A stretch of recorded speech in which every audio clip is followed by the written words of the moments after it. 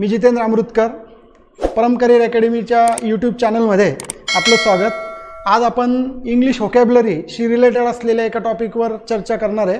टॉपिकचं नाव आहे homophones, homonyms आणि homographs. आता या तिन्ही शब्दांमध्ये होमो शब्द हा कॉमन आहे. जर तो तुम्हाला लक्षात आला तर त्याच्यात काही बारकावा आहे, त्याच्यात काही फरक आहे, काही सारखेपणा आहे. या टर्म जर तुम्ही व्यवस्थित लक्षात घेतल्या तर तुम्हाला व्होकॅब्युलरी डेव्हलप करायला पण फायदा होईल. नेमका कोणत्या शब्दाचा कसा अर्थ लागतो हे पण तुम्हाला समजायला मदत होईल. आणि MPSCच्या परीक्षांमध्ये, मग ती राज्यसेवेची असो किंवा PSI-STIची परीक्षा असो किंवा क्लास 3च्या पोस्ट असो, या सगळ्या ठिकाणी यावर प्रश्न आलेले आहेत. इवन UPSCच्या परीक्षेला देखील यावर प्रश्न येतात. ते कसे येतात ते मी तुम्हाला याच्यानंतर सांगणारच आहे. आता या टर्म्सकडे लक्ष द्या. पहिले काय लिहिलं आहे बघा, होमोफोन्स. बघा, होमो शब्द मी तुम्हाला सांगितला की सगळ्या टर्म्समध्ये कॉमन आहे आणि होमोचा अर्थ सेम, म्हणजे ते काहीतरी सेम आहे आणि काहीतरी फरक पण आहे. म्हणजे ॲक्च्युली या शब्दांच्या जोड्या आहेत. म्हणजे कोणत्या तरी शब्दाच्या जोडीला आपल्याला होमोफोन्स म्हणायचं आहे, कोणत्या तरी शब्दाच्या जोडीला होमोनिम्स म्हणायचं आहे आणि कोणत्या तरी शब्दाच्या जोडीला होमोग्राफ म्हणायचं आहे. होमो म्हणजे काहीतरी सेम आहे. पहिल्या टर्मकडे आपण वळू. तर बघा, या ठिकाणी पहिली टर्म आहे होमोफोन्स. आता होमोचा अर्थ मी तुम्हाला सांगितलं आहे की सेम, सारखं. काय सारखं आहे तर फोन्स. फोन्स म्हणजे उच्चार, प्रोनन्सिएशन सेम आहे. म्हणजे तुम्हाला इथं काही जोड्या दिसत आहे तर त्यांचे उच्चार जवळपास सारखे आहे, म्हणजे प्रोनन्सिएशन सेम आहे. उदाहरणार्थ बघा, आय झाला, उच्चार सारखा आहे, पण काय वेगळं काय, मग मिनिंग्स अँड स्पेलिंग्स डिफरंट. म्हणजे मिनिंग वेगळे आहे. म्हणजे थोडक्यात या आयचा मिनिंग वेगळा आहे, या आयचा मिनिंग वेगळा आहे. हे आय हे प्रोनाऊन आहे. याचा अर्थ तुम्हाला माहिती आहे ना, मी. I go to school means this I. I means body part, I. Okay, बघा, आय किंवा आई. ब्रिटिशर्स याचा आई असा उच्चार करता, आपण इंडियन्स आय असा उच्चार करूया. काय कळतं या टर्म्समध्ये तुम्हाला? होमो जे आहे तर ते प्रोनन्सिएशन सेम आहे आणि मिनिंग अँड स्पेलिंग डिफरंट आहे. बऱ्याचशा जोड्या लिहून दिल्या बघा. राईट. जर तुम्हाला आता तुम्ही अधिकारी झाल्यानंतर जर तुम्हाला सांगितलं की राईट डाऊन, तुमच्या अजून सिनियर अधिकाऱ्याने, मग राईट डाऊनमधला राईट कळला पाहिजे आपल्याला का WRITE आहे, राईट डाऊन. ठीक आहे. आणि it is your right to vote. It is your right to vote म्हणजे बघा, असं आपण ऐकणार आहे, बोलणार आहे, तर त्याला राईटचा अर्थ कळला पाहिजे की हक्क. म्हणजे या राईटचा अर्थ वेगळा, या राईटचा अर्थ वेगळा, अर्थ वेगळा, मिनिंग डिफरंट. त्याच्यानंतर स्पेलिंग्स वेगळं आहे. हे RIGST आहे, हे WRITE आहे, पण काय सारखं आहे? प्रोनन्सिएशन सेम आहे. राईट. नो, हा पण नो आहे, हा पण नो आहे. हा क सायलेंट आहे ना. याचा पास्ट टेन्स केला तर न्यू, मग त्या ठिकाणी पण क सायलेंट आहे. मग ती जी न्यू जोडी घेतली आपण, म्हणजे हा KNEW केला आणि इकडे NEW न्यू लिहिला तरी तेच पॅटर्नमध्ये येईल. ठीक आहे. होमोफोन्सची जोडी असेल KNOW know, I don't know असं लिहायचं असेल तर हा नो लिहून चालणार नाही. मग हे विद्यार्थ्याला कळण्याकरता या शब्दांचा आणि या जोड्यांचा अभ्यास करायचा आहे. याच्यावर आयोग किमान 1 ते 2 प्रश्न प्रत्येक परीक्षेला विचारतं. त्याचाही फायदा होईल, स्पेलिंगही फायदा होईल, त्याचा अर्थही कळेल आणि CSAT सारख्या पॅसेजेस सोडवण्यामध्ये योग्य त्यावेळेला योग्य शब्दाचा अर्थ तुम्हाला कळू शकेल. तर अशा वेगवेगळ्या कारणांकरता आपल्याला या टॉपिककडे व्यवस्थित लक्ष द्यायचं आहे, याच्याकडे दुर्लक्ष करून चालणार नाही. Sea. Okay, sea. I went to sea shore. कोणता सी येईल? AC आहे. सी म्हणजे समुद्र. उच्चार सेम आहे बघा. सी म्हणजे बघणे. I see a movie. CSEESEAC. Arabian sea, this sea. Spelling सारखं आहे. अरेबियन सीमध्ये हे लिहिलं गेलं तर चुकेल, म्हणून हे थोडीसं काळजी करायची आहे. हीट. ठीक आहे. हीट म्हणजे मारणे, ही वर्ब आहे. HEAT हीट, ही पण वर्ब आहे. गरम करणे, हीट द वॉटर म्हणजे हा हीट म्हणजे मारणे. ठीक आहे. सीट म्हणजे बसणे. सीट म्हणजे आसन, हे नाऊन आहे. सीट नंबर म्हणजे हा. सीट डाऊन म्हणजे हा. कळतंय? तर अशा शब्दांच्या जोड्या आहे. याचा जो काही उच्चार पाहिला आपण तंतोतंत सारखा आहे, प्रोनन्सिएशन सेम आहे. होमोफोन्स, होमोमध्ये सेम प्रोनन्सिएशन आहे कारण फोन्स लिहिलं आहे पुढे. मग मिनिंग्स अँड स्पेलिंग डिफरंट आहे. पुढच्या टर्मकडे बघा. आता होमोनिम्स अशी टर्म आहे. आता याच्यात होमो काय आणि वेगळं काय ते पहा. आता होमोनिम्समध्ये लक्षात ठेवायचं की याच्यामध्ये प्रोनन्सिएशन सेम आहे, त्याच्याच सारखं. कोणासारखं? होमोफोन्ससारखं. प्रोनाऊन्सिएशन सेम आहे, स्पेलिंग्स पण सेम आहे, म्हणजे शब्दच सेम आहे, काय वेगळं काय मग? मिनिंग्स डिफरंट आहे. थोडक्यामध्ये we have one word and we have different meanings, different shades of meaning, perhaps 2 sometimes 3 इतके मिनिंग्स त्याला असू शकतात. For example bank. आता बँकचा अर्थ आहे financial institution where we keep our money safely and we get interest. Bank म्हणजे जिथे पैसे ठेवतो ती जागा. Okay. I visited my bank yesterday or I visited bank yesterday. Bank म्हणजे समुद्र किनारा किंवा नदीचा किनारा, बँक ऑफ द रिव्हर.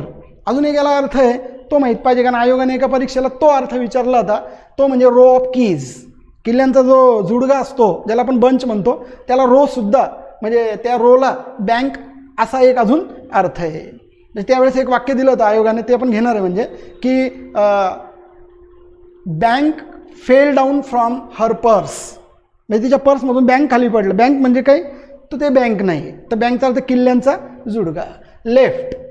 बघा ते काय ती कन्सेप्ट परत एकदा क्लिअर करा. प्रोनाऊन्सिएशन अँड स्पेलिंग सेम आहे, म्हणजे वर्ड सेम आहे डायरेक्ट, आणि त्याला मिनिंग वेगळे वेगळे लागत आहे, आणि ते कॉन्टेक्च्युअली तुम्हाला लक्षात घ्यायचे. पुढचा शब्द बघा लेफ्ट. उच्चार सारखा, स्पेलिंग सारखं, कळतं आहे, मिनिंग वेगळे. Left. He left the class, तो क्लास सोडून चालला गेला. आय लेफ्ट माय व्हिलेज, तो लेफ्ट आहे, आणि ती वर्ब झाली, म्हणजे तो लिव्हचा पास्ट टेन्स आहे. I left the room. आणि एक जो लेफ्ट आहे ती left side, go to left side. बघा लेफ्टचा एक अर्थ आहे डावा मराठीमध्ये, आणि एक लेफ्टचा अर्थ आहे सोडून गेला. Left, he left the room. कळतं आहे. आता थोडक्यामध्ये बघा अजून एक पुढचा शब्द घेऊ आपण, राईट. राईट. आता हा राईट इथे पण पाहिला आहे आपण, तो RIGHT आणि WRIT तो होमोफोन्समध्ये, पण राईटचे जर आपण वेगवेगळे अर्थ काढू शकलो असतात शब्दाला, तर त्यावेळेला ते होमोनिम्समध्ये येईल. आता राईटचा अर्थ आहे, ज्या वेळेला आपण तिथे पाहिलं तर आपण हक्क असा घेतला होता, ह्युमन राईट्स, म्हणजे तो एक अर्थ झाला म्हणजे हक्क. It is your right to vote, हक्क. एक राईटचा अर्थ आहे करेक्ट, जेव्हा आपण ते ॲडजेक्टिव्ह म्हणून वापरू, आय एम राईट, म्हणजे मी माझ्या पॉईंटला राईट आहे, आय एम राईट. ठीक आहे. अजून एक अर्थ आहे राईटचा उजवा, जसं याच्या विरुद्ध झालं राईट आणि लेफ्ट. बघा किती अर्थ लागत आहे. एक म्हणजे हक्क, ह्युमन राईट्स. एक म्हणजे राईट साईड, म्हणजे उजवी बाजू. अजून एक अर्थ राईट म्हणजे यू आर राईट. 3 अर्थ झाले. मग तुम्हाला त्या ओळीमध्ये किंवा आयोग जे वाक्य देईल त्यावेळेला त्याचा अर्थ कोणता लागतोय हे सुद्धा तुम्हाला समजून घेणं गरजेचं आहे. सॉ, एका परीक्षेला सॉ शब्द विचारला गेला, त्याचे मिनिंग विचारले गेलेले आहे. सॉ हा जो सी दिसतोय आपल्याला वर्ब, हा त्याचा पास्ट टेन्स आहे, म्हणजे past tense of see is saw. आता सॉचा दुसरा मिनिंग काय झाला? हॅकसॉ. जे करवतीचं पातं असतं त्याला सॉ म्हणतात किंवा हॅकसॉ अशा पद्धतीने म्हटलं तर हे त्याचे वेगवेगळे मिनिंग्स झाले आहे. ठीक आहे. बॅट. बघा आता प्रचलित अर्थ आहे बॅट म्हणजे क्रिकेटची बॅट, हे माहिती ना, बॅट इंस्ट्रुमेंट. ओके. और इक्विपमेंट. आणि दुसरा बॅटचा अर्थ आहे ते ॲनिमल आहे, वट वाघूळ ज्याला मराठीत म्हणतो आपण. तर आय सी माय बॅट, मग नेमकं आता तुम्हाला त्या ठिकाणी बॅट तर तो अर्थ लागेल क्रिकेटची बॅट, कारण माय असं म्हटलं आहे. आणि आय डोंट लाईक बॅट्स, मग त्याचे दोन्ही अर्थ येतात. बॅट्स आवडत नाही क्रिकेटची असू शकते, किंवा मग तो पक्षीने आवडत असं पण असू शकतं. हे तुम्हाला रेफरन्सने लक्षात घ्यायचं आहे. ठीक आहे. आणि मग म्हणून अशा पद्धतीने तुम्हाला वेगवेगळ्या अशा भरपूरशा शब्दांचा अर्थ त्याचा अभ्यास माहीत असणं गरजेचं आहे. काही पुस्तकं जर तुम्ही पाहिले तर त्याच्यामध्ये याला कन्फ्युजिंग वर्ड्स या कॅटेगरीत टाकलं आहे, पण ॲक्च्युली ते कन्फ्यूज करू शकतात, पण आपल्याला कन्फ्यूज व्हायचं नाही. ह्या टर्म्स तुम्हाला क्लिअर होणं गरजेचंच आहे.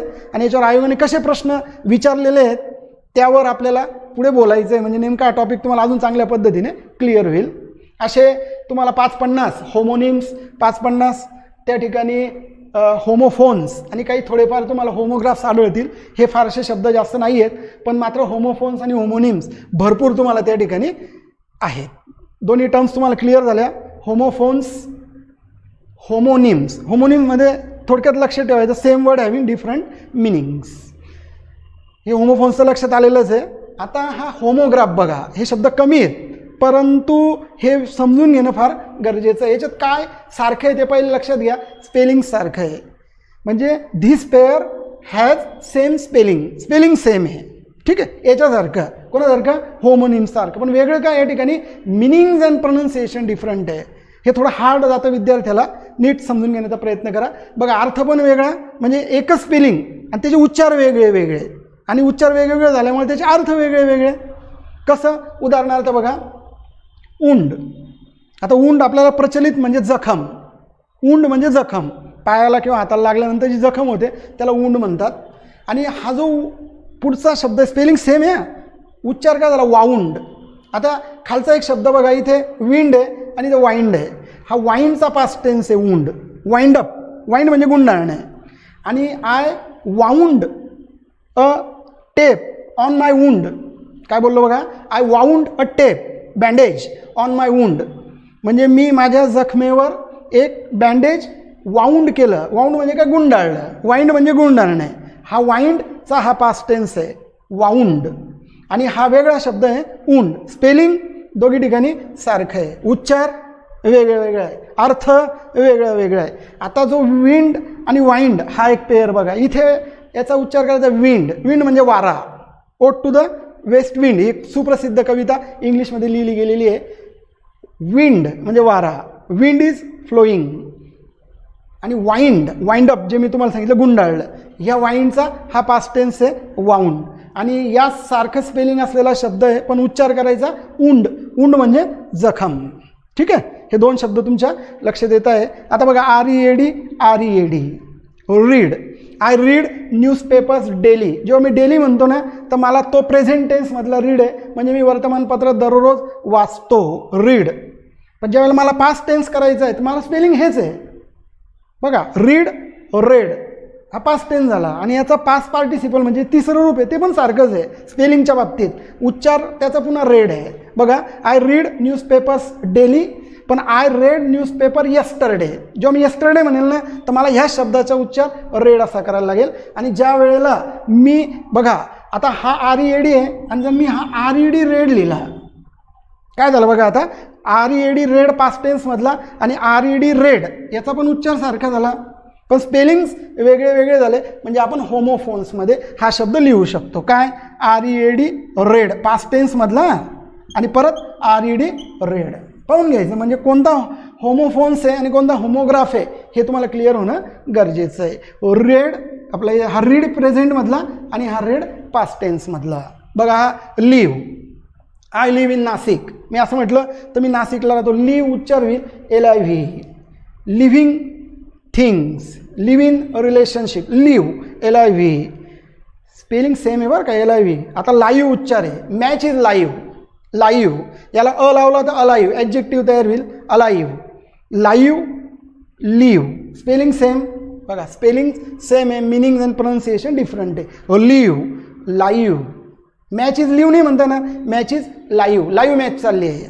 लाईव्ह ब्रॉडकास्ट आहे, टेलिकास्ट आहे. पुढचा शब्द बघा, MINUT. इकडे पण MINUT बघा, याचा अर्थ आहे मिनिट. मिनिट याचा अर्थ म्हणजे याचा उच्चार मिनिट आहे आणि त्याचा अर्थ पण मिनिट आहे. मिनिट म्हणजे त्याला आपल्या 60 सेकंड्सचा जो पिरियड आहे तो मिनिट. जर मी याचे वेगवेगळे अर्थ काढू शकलो तर तो होमोनिम्समध्ये येईल. या मिनिटचा एक अर्थ आहे, ज्यावेळेला मीटिंग होते तर त्यावेळेला त्याचा मिनिट काढला जातो, म्हणजे ज्याला आपण संक्षिप्त गोषवारा म्हणतो. मीटिंगचा minute, minute of the meeting. म्हणजे याचे वेगवेगळे अर्थ काढू शकलो निघाले तर होमोनिम्स. ठीक आहे. आता याचाच एक वेगळा उच्चार होईल मायन्यूट. मायन्यूट एक्सप्लेनेशन दिलं त्याने, म्हणजे सूक्ष्म. या मायन्यूटचा अर्थ स्पेलिंग हेच आहे, स्पेलिंग सेम, दिसायला एक्झॅक्ट, पण उच्चार तुम्हाला त्या ठिकाणी पण कसे दिसत आहे बघा, वेगळे वेगळे दिसत आहे. इथं मिनिट करतोय आपण उच्चार, इथं मायन्यूट आहे आणि उच्चार वेगळा झाल्याबरोबर त्याचा अर्थ पण वेगळा लागतोय. तर हे समजणं या ठिकाणी विद्यार्थ्याला आवश्यक आहे. ठीक आहे. 3 टर्म्स आहे, होमोफोन्स, होमोनिम्स, होमोग्राफ्स. बऱ्याच वेळेला आयोगाने होमोनिम शब्द वापरला आहे प्रश्न विचारताना, तर काही वेळेला त्यांनी रायमिंग वर्ड शब्द वापरला आहे. तर अशा वेगवेगळ्या पद्धतीने हे प्रश्न कव्हर झालेले आहेत. हे कन्फ्युजिंग वर्ड्समध्ये बऱ्याच वेळेला अभ्यासले जातात, पण आपल्याला सगळं कन्फ्युजन क्लिअर करून आता या टॉपिकशी रिलेटेड आयोगाने आतापर्यंत जे प्रश्न आपल्याला विचारलेले आहेत हे प्रश्न मी तुम्हाला आता एकाखाली एक देतो. चला बघा मित्रांनो, आता एक प्रश्न लिहिलेला आहे बोर्डवर.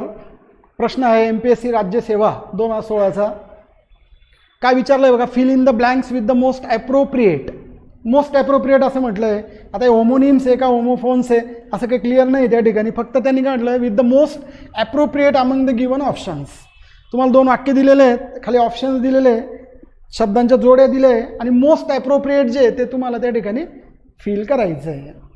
काय वाक्य पहिलं बघा, द डोअर डॅश केलेली आहे, नीड्स टू बी रिप्लेस्ड. म्हणजे दरवाजाचं हे 2 शब्दांपैकी निवडायचं आहे आणि त्याला रिप्लेस करायचं आहे. आता JM एक जॅम दिलेला आहे आणि एक JMB जॅम, याचा उच्चार जॅमच आहे, ब सायलेंट आहे. जसं लॅम्पचा उच्चार आपण करतो की ब नाही म्हणत, तर त्या ठिकाणी जवळपास याचा उच्चार सारखाच आहे, जॅम जॅम. पुढचं बघा, the dash dash on the road was heavy. रस्त्यावर जे आहे ते जाम, तेव्हा ट्रॅफिक जाम झालं. मग एक चांगल्या पद्धतीचा जो आपल्याला अर्थ माहीत असला पाहिजे किंवा लगेच लक्षात येतो तो JM जॅम आहे. म्हणजे दुसऱ्या जागेला आपल्याला जॅम पाहिजे असे जर आपण ऑप्शन शोधले तर इलिमिनेशन पद्धतीने आपल्याला अजून काम सोपं होईल. मग या ठिकाणी जॅम इथे दिसतोय आपल्याला आणि जॅम 2 नंबरच्या ठिकाणी इथे दिसतोय, कारण ट्रॅफिक जॅमला आणि जाम हेवी होण्याला या ठिकाणी हा योग्य आहे. म्हणजे इथे हा जो जॅम आहे हा JM जॅम योग्य आहे. मग आता या ठिकाणी 2च पर्याय दिसत आहे, बरोबर, की जे त्या ठिकाणी बरोबर येऊ शकतात. मग हा पर्याय 1 नंबरचा आणि 4 नंबरचा आपण इलिमिनेट केला. आता पुढचा प्रश्न उरला आपला, का दोघी ठिकाणी JMच आहे का पहिल्या जागेला JMB असा येऊ शकतो. तर हा पाठ सोडवण्याकरता मात्र तुम्हाला याचा अर्थच माहीत असणं गरजेचं आहे. तर इथं अंदाज लावणं हे थोडंसं रिस्की होऊ शकतं. इलिमिनेशनने 2 तर बाहेर काढले आपण. तर हा जो JMB जॅम, याचा जॅमच करूया. तर दरवाजाला असलेली पट्टी, अशा ज्याला तो दरवाजा फिट होतो त्या पट्टीला JMB म्हणजे जॅम असं म्हटलं जातं. तर JM हा शब्द पाहिजे आपल्याला. दोघी ठिकाणी JM नको आहे, म्हणजे हा पण या ठिकाणी चुकीचा ठरतो. पर्याय क्रमांक 2 त्या ठिकाणी करेक्ट आन्सर आहे. JMB जॅम म्हणजे दरवाजाला असलेली पट्टी. म्हणजे कसं म्हणतात, the door jam needs to be replace. त्या पट्टीला आपल्याला रिप्लेस करण्याची गरज आहे.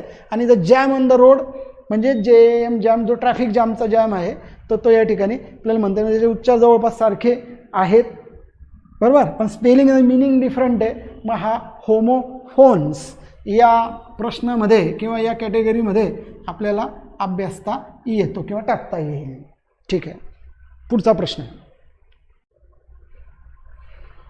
बघा मित्रांनो, बोर्डवर 2 प्रश्न आहेत. आता पहिला प्रश्न आहे त्याच्यातला, आयडेंटिफाय द इनकरेक्ट मिनिंग. काय विचारतं इथं आयोग? आता आपल्याला इनकरेक्ट मिनिंग विचारतं.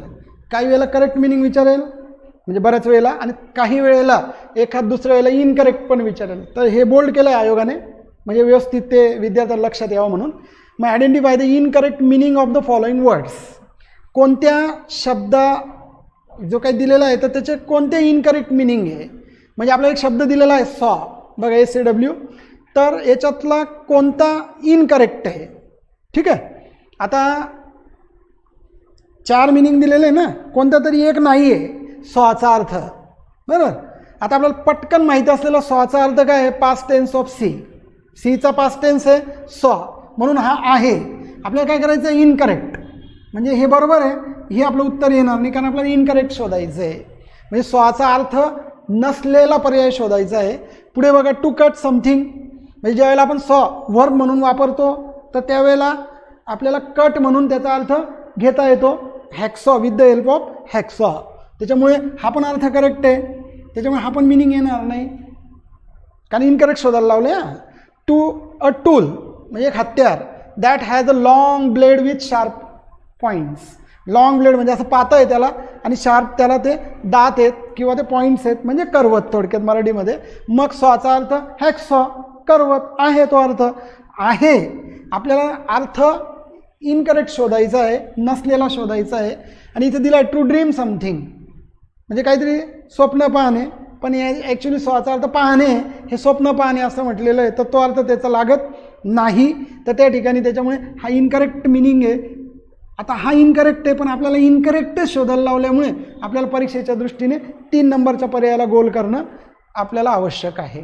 ठीक आहे, आता हा जो काही शब्द आहे तर या शब्दाला आपल्याला वेगवेगळे मिनिंग्स दिसले.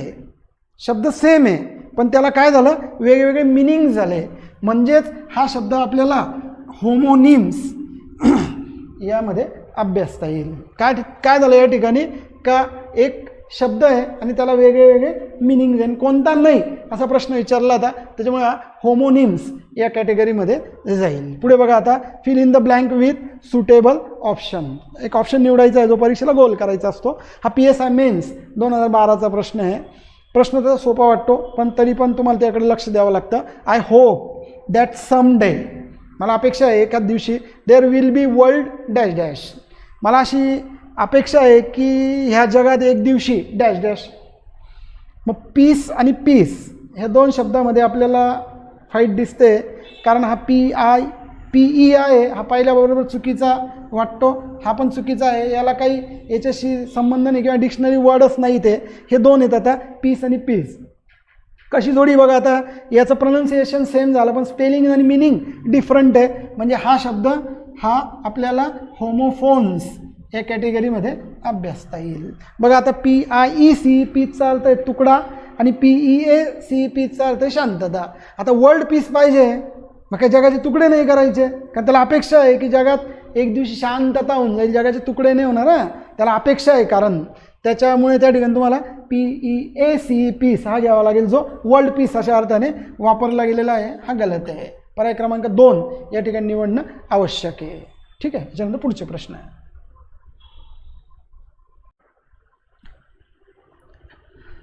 पुढचा प्रश्न आहे आता MPSC राज्यसेवा 2017चा प्रश्न. काय बघा, he proved his dash dash by facing the situation with supreme tact and confidence. म्हणजे त्याने प्रूव्ह केलेलं आहे त्याला स्वतःला, हिज किंवा त्याची स्वतःची, his dash dash by facing situation with supreme tact and confidence. ते टॅक्टफुली किंवा कॉन्फिडंटली सिच्युएशन फेस करून त्याने त्याचं डॅश डॅश प्रूव्ह केलं आहे. 4 शब्दांपैकी तुम्हाला एक निवडायचं आहे. आता खाली म्हटलं आहे आता सूचना, which one of the following words, खाली वर्ड्स दिले तुम्हाला, तर which word fills correctly the blank in the above sentence. वर दिलेल्या वाक्यात खालीलपैकी कोणता शब्द तुम्हाला त्या ठिकाणी अर्थाच्या दृष्टीने फिट बसतोय. तर पहिला शब्द आहे मेटल. हे मेटलचा अर्थ आपल्याला माहिती आहे धातू, म्हणजे जनरली आपल्याला मेटल, गोल्ड, सिल्वर, मेटल आहे. आता बघा METTALE आणि METTEL. ठीक आहे, आता MEATAL हा शब्द नाही डिक्शनरीमध्ये, आणि स्पेलिंग पाहिल्यानंतर लक्षात येतं की हा पर्याय येऊ नाही शकत, म्हणजे खरी फाईट आता या दोघांमध्ये. त्याच्यापैकी आता हे दोन नाही, पण याच्यापैकी काय, तर याच्याकरता हा शब्द माहीत असणं या ठिकाणी तुम्हाला गरजेचं आहे, नाही तर अननेसेसरी रिस्क ही तुम्हाला निगेटिव्ह मार्क देऊन जाईल. तर आपल्याला या ठिकाणी बघा METTALE मेटल हा शब्द घ्यायचा आहे. ह्या मेटल आणि या मेटलचा उच्चार सारखा झाला, स्पेलिंग आणि मिनिंग डिफरंट आहे, म्हणून हा जो काही शब्द आहे हा आपल्याला होमोफोन्स या कॅटेगरीमध्ये आपल्याला अभ्यासता येईल. तर METTEL हे पण डिक्शनरीमध्ये स्पेलिंग नाही सापडत आपल्याला, तर METTALE मेटलचा अर्थ आहे त्याची ॲबिलिटी, त्याची कुवत किंवा त्याचं धैर्य. सो ही प्रूव्ड हिज ॲबिलिटी असं आपल्याला म्हणता येतं. मेटल हिम्मत, धैर्य असे त्याला वेगवेगळे अर्थ आहे. बाय फेसिंग द सिच्युएशन, हे मेटल तर येऊच नाही शकत होतं, चौथं पण त्या ठिकाणी अयोग्य होतं. ह्या दोघांमध्ये फाईट होती, पण करेक्ट स्पेलिंग जे आहे तर ते METTELE मेटल असं आहे. ठीक आहे, पुढचा प्रश्न आहे.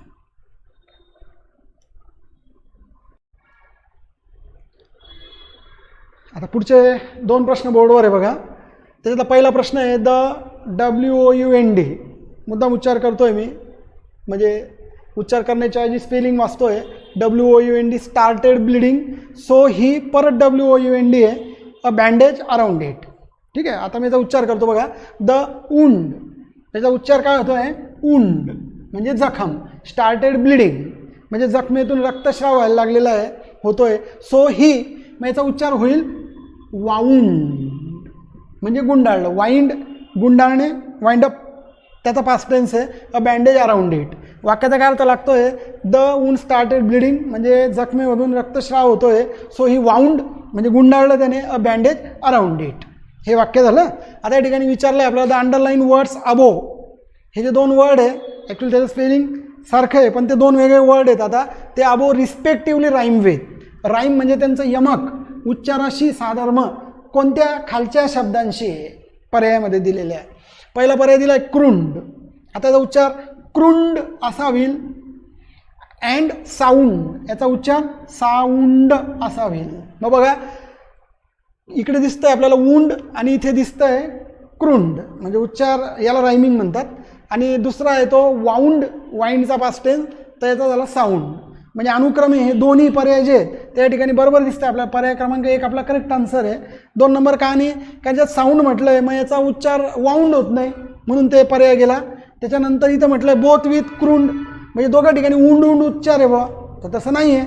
आणि चौथ्या याच्यात म्हटलं आहे बोथ विथ साऊंड, म्हणजे दोघांचा उच्चार वाऊंड वाऊंड आहे, पण पहिल्याचा उच्चार तर आपल्याला उंड आहे, हे तर क्लिअर माहिती आहे.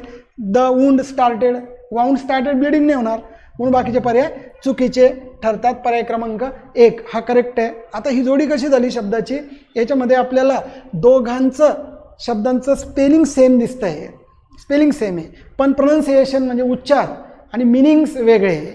म्हणजे जिथे अशी जोडी असते का तिथं एका शब्दाचे वेगवेगळे उच्चार आणि अर्थ होतात, अशा जोडीला आपण होमोग्राफ या सेक्शनमध्ये अभ्यासत असतो. हा STI मेन्स 2014चा प्रश्न आहे, तर त्याच्या खाली ASO मेन्स 2014चा प्रश्न पाहूया.